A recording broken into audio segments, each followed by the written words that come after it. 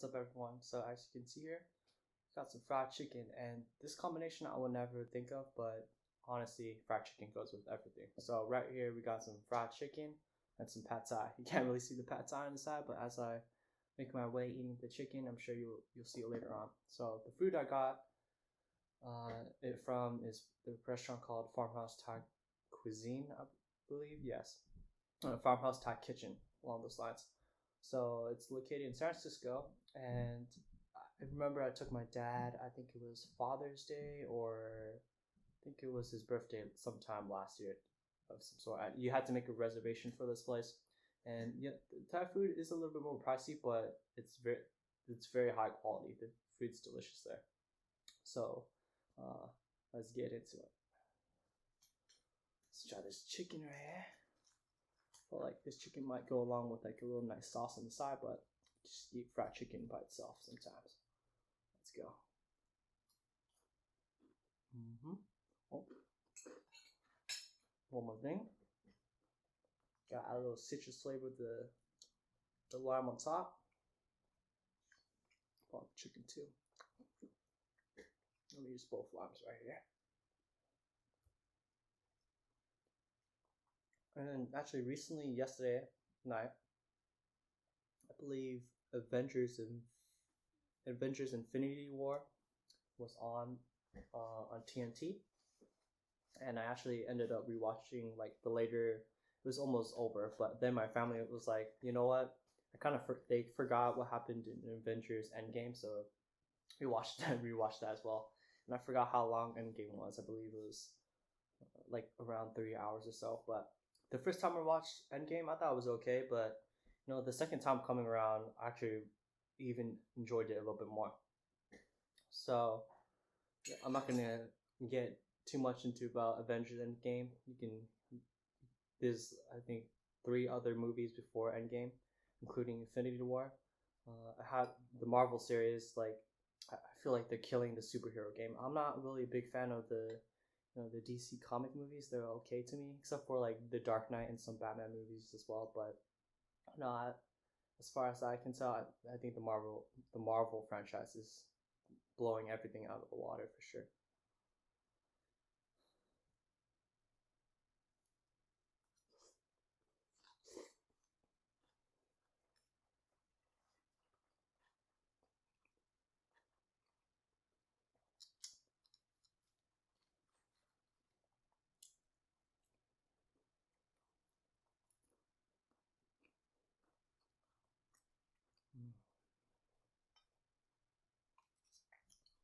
I mean, for me at least, this is a lot of food. Probably won't get around to finishing it, and there's even more pad thai in the box already. So we got a lot of food right here.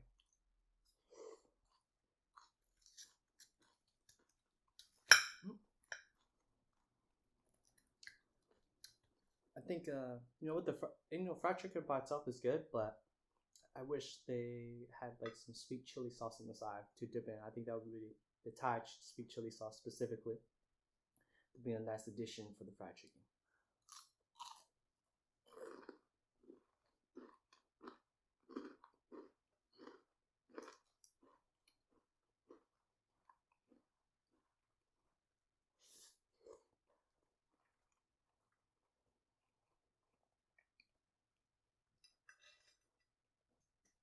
I know the fried chicken. My impression: super crunchy, crispy, juicy as well, flavorful, well seasoned. Pad thai here is good. Um, you can't really see from here, but there's like they add some egg, a big old egg on the side right here, and then the pad thai is really good too. The only time I went to Farmhouse Thai Kitchen was that one time I went for my dad's birthday or Father's Day. I forgot it was last year, but I ordered like there was like this rib dish, curry dish. You definitely have to eat it with rice, but it was super filling and rich, but it was very good. And then I ordered this other fried chicken dish. It's similar to this pad thai dish except for the pad thai, but you have some curry on the side. You can dip your chicken in, and they have some vegetables and very colorful purple rice on the side. And I forgot was the one other thing my mom ordered as well. But all their dishes, the first time at least I tried, were pretty solid. So I guess to say, I mean, the rest of the dishes at the restaurant are probably pretty good as well. So definitely check out Farmhouse Thai Kitchen if you're feeling some Thai food.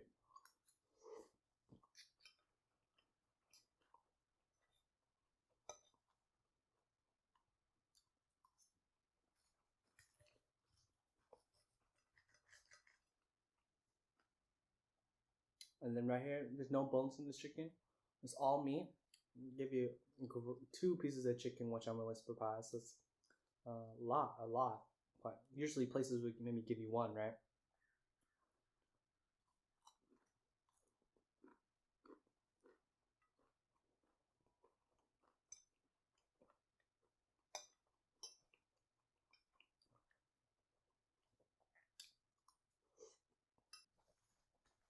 Okay, so let's get into today's topic. So, I actually have a new Patreon. I'll leave it the description. I mean, the link in the description below. But pretty much, I'm making reactions to anime that I've been watching this season, and one of them that we'll be talking today is ReZero season 2.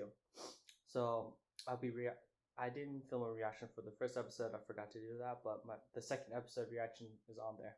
So today we'll be talking about the first two episodes. So in the first episode, we see that Subaru is the only one that remembers Ren. Meanwhile, everyone else has forgotten who she is as a person, as Subaru is panicking and asking everyone that previously known her, ask if they remember her, and they do not. So pretty much, if you watch the trailer for the season, it pretty much kind of foreshadowed what was going to happen in episode 1 and 2. So Rem was fighting off against these two archbishops that were introduced. One of them being Gluttony, and the other one I believe was it? I think it was Greed. And Gluttony has this ability to eat a person's name and take their memories too.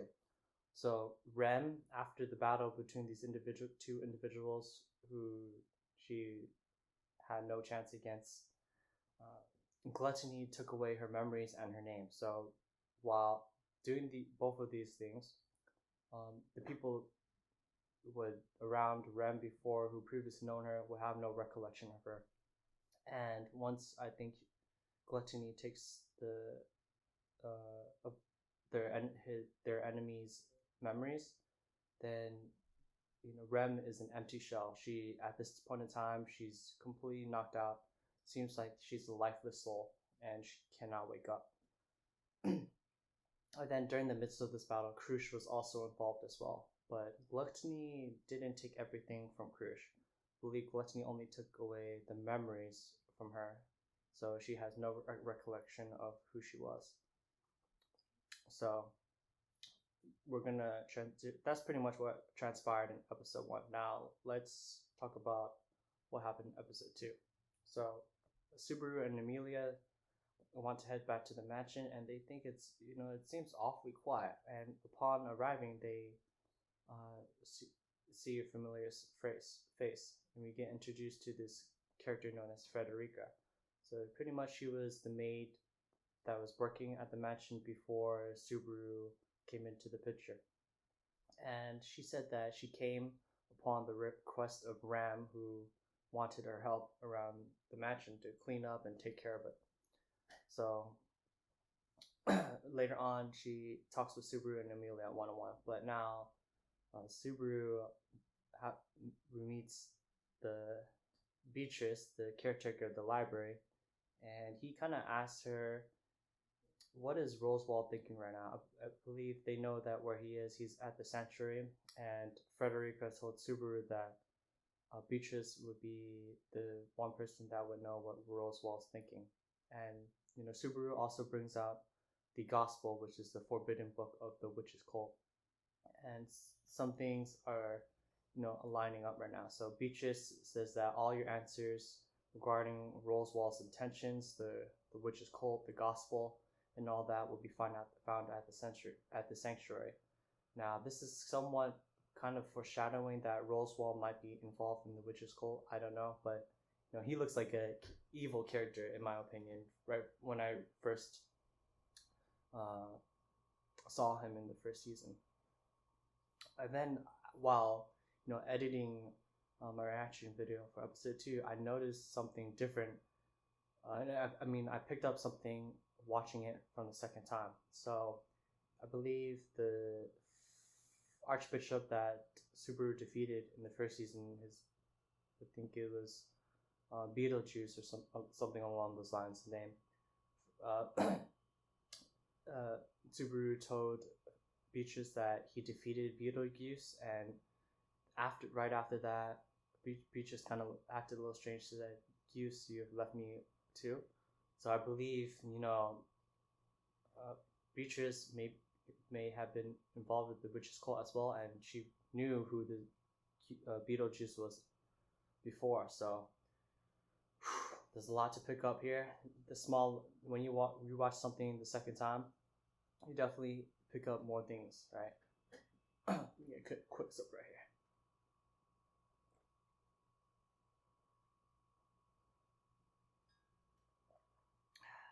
So now Federica she tells Emilia and Subaru the whereabouts of the sanctuary, and it's located in the Lost Woods of Climaldi. So she also, before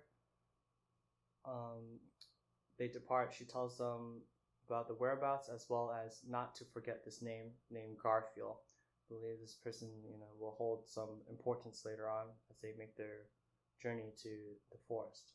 And before Subaru and Emilia make their journey to the sanctuary, Frederica also builds them a gift as well, a pendant that will surpass the barriers in the lost forest of Climaldi. So it's pretty straightforward. Many individuals who travel within this forest often find themselves lost due to the barrier protecting the sanctuary. So without this pendant, I believe Subaru and Emilia would be lost forever and would not be able to find the sanctuary.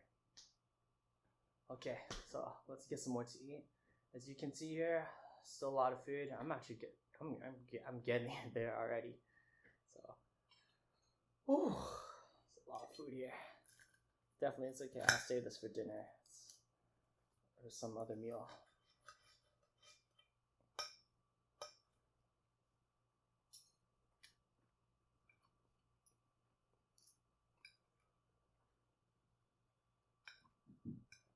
But going back to Avengers Endgame, watching the second time, I definitely appreciate it much more. Endgame, I believe, was released in 2019, and who knew that Marvel could predict the future of the Endgame of what's happening in 2020? Am I right? So, a lot of movies are delayed right now. I believe, right after Avengers Endgame, they're gonna release. They made a list of movies that they're gonna release in the near future, right, within a couple of years. And the Marvel series, they're doing a great job. And like superhero movies, I feel they could remake so many superhero movies over and over. As you can see, Superman is somewhat popular. It's not Marvel, but Spider-Man has been remade. Like there's Tobey Maguire Spider-Man, Andrew Garfield, Amazing Spider-Man, and then now we have what's his name? He's escaping my mind, but his name right now, mine right now. I forgot his name, but Tom Holland. Excuse me. Let me put respect on your name, Tom. Sorry, but yeah, we see some recurring characters. Robert Downey Jr. did a phenomenal job as Iron Man.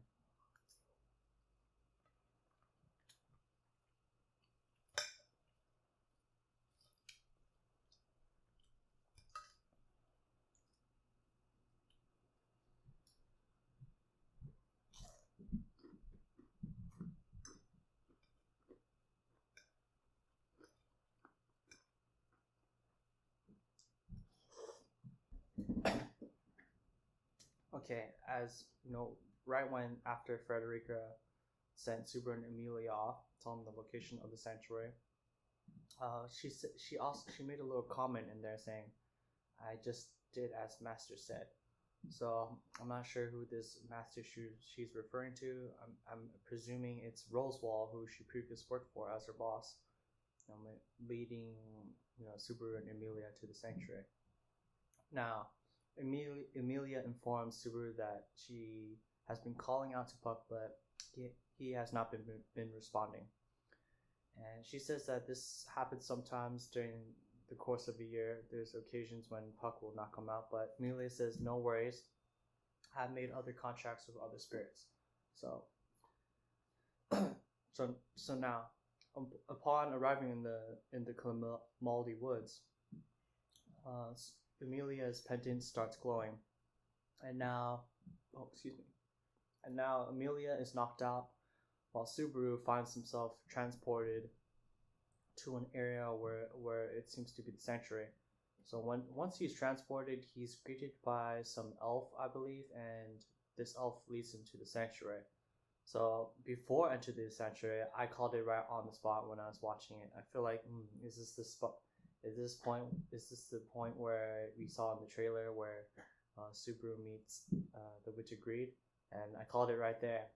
As he enters the temple, he gets transported to another place. And on top of the hill, we see Echidna, the Witch of Greed, saying, it's been a long time since I had any visitors, but I've been waiting for you. She's talking to Subaru, of course. And now we get to see Echidna for the first time in ReZero. So it's getting very interesting at this point. I wonder, Subaru is definitely involved with, the Witch of Greed, obviously, due to his ability and the curse that he has, giving him this power to restart when he dies, right? So, it's these first 2 episodes of ReZero, it's definitely a little slow, but it's trying to build up the plot and the storyline for this second season. Sometimes you can't expect things to happen right away. That's how it is. But I definitely want the great action sequences, just like season 1 when everyone was fighting the big huge white whale. So you know what? That's pretty much my mukbang today. Pretty full. There's so much food here. Actually, you get so much food and high quality food at that. You pay a little extra more, but that's fine from Farmhouse Thai Kitchen. But you could save this for another meal or 2. So yeah, that's it. Excuse me. That's it for today's mukbang. Hope I see you in the next video. All right. Thank you for watching.